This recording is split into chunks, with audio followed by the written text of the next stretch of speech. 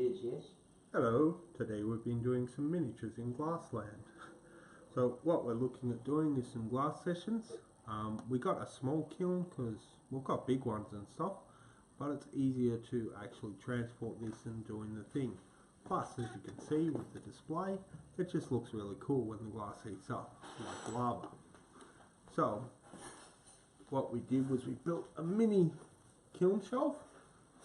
This is a little thing that will withstand the heat to put the pieces, and it's kiln washed with special stuff to stop the glass sticking. Now then what we do is we take a little mini piece of kiln fibre paper, which is another layer to stop things sticking, and then we actually design our pieces of glass. Here's one we prepared earlier, mostly just because I always wanted to say that, and I never ran a cooking show. So there's one there that we prepared earlier. Here is another one that we prepared earlier. So we'll put that one there. And usually here's one that we'll prepare right now. So with glass you have to stick it 2 layers on top because glass likes to be 6mm thick, and this is 3mm. What will happen is that when we design our piece, it will actually heat up and turn to liquid and all fuse together.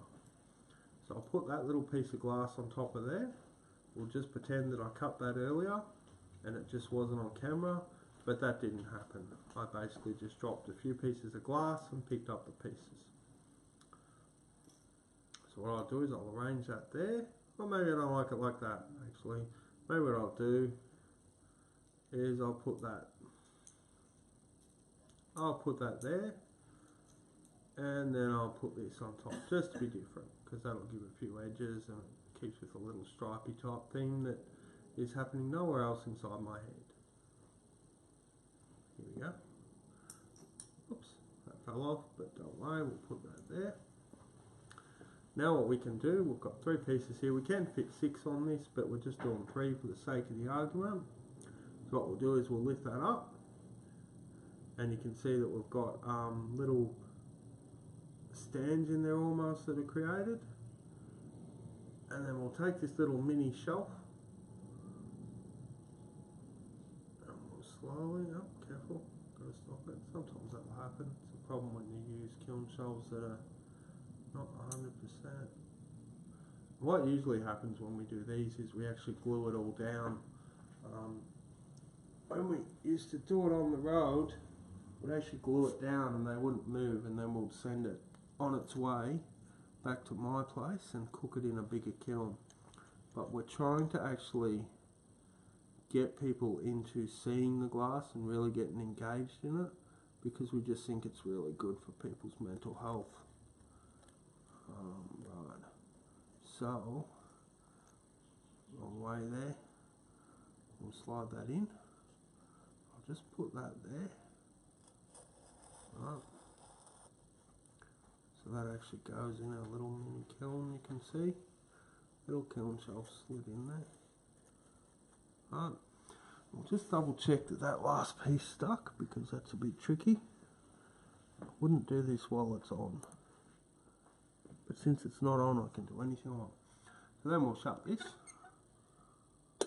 and we'll actually turn it on. Now this might take an hour or 2, but what will happen is it'll actually heat up,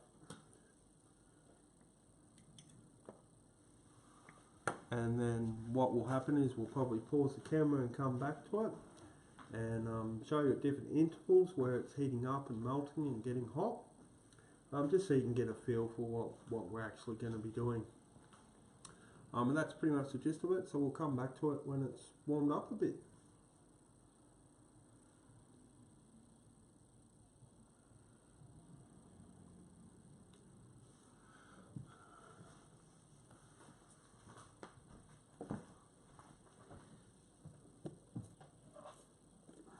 I've just turned the timer on, and you've done 4 minutes 46. You can actually have a look. Talk for the state of the climate.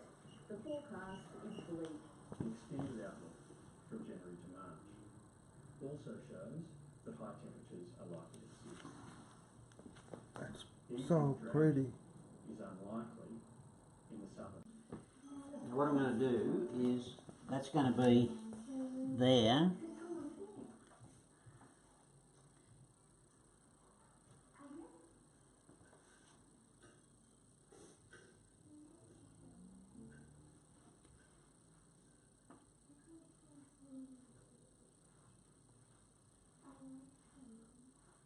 All right, is it? Yeah, that's good.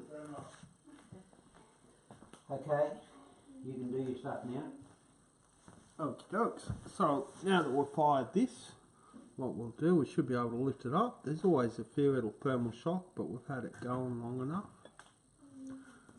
And you can see in there that there's the pendants. I'll just check that temperature and see how it goes. Hopefully that should be okay.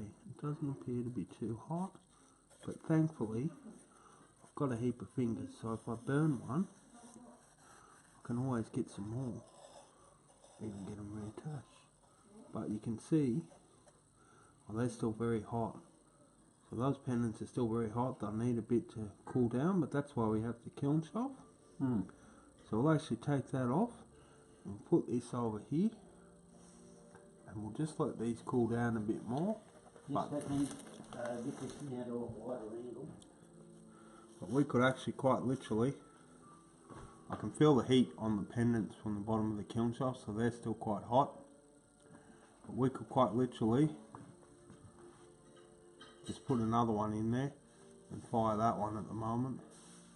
I'm optimistic that these will cool down quicker out there, but you can see that two on the back there are fully fused, and the one next to it, the temperature didn't get hot enough, so it's kind of tack fused and contour fused. That's alright, we can fire that again. We know how much our surface working space is. It's between here and there. You can see in the first firing that might have been fired just a tiny bit, which tells me it's a little bit too hot. But that's okay, we'll just adjust it accordingly so that we can get some nice pendants out. But that's what we did from the start. So we'll just put that over there, and we'll just let those cool down at room temperature, I think. Chuck that back in there. And away we go.